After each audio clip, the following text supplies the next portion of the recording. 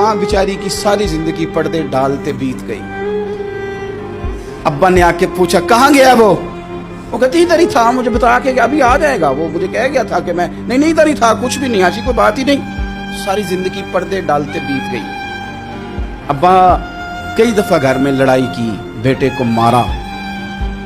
अम्मा ने आगे बढ़ के पुत्र के हिस्से की मार भी खाई,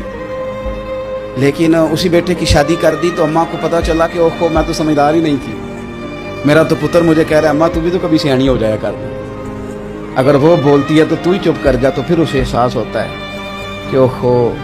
मैं तो सारी जिंदगी बेवकूफ़ रही, मैं तेरा दिफा करती रही, तेरे हिस्से के थप्पड़ खाती रही, और मुझे आज तूने बताया कि तू सियानी नहीं थी, आज तूने बताया कि तू अक्लमंदी नहीं थी, अम्मा तुझे क्या पता, मेरी बीवी के सामने तू ही सियानी हो जा। वो टूट जाती है, बिखर जाती है, वो कभी पलट के देखती है तो उसे बड़े सारे जख्म ताज़े होके दिखाई देते हैं, वो यार मैं ही सियानी नहीं थी,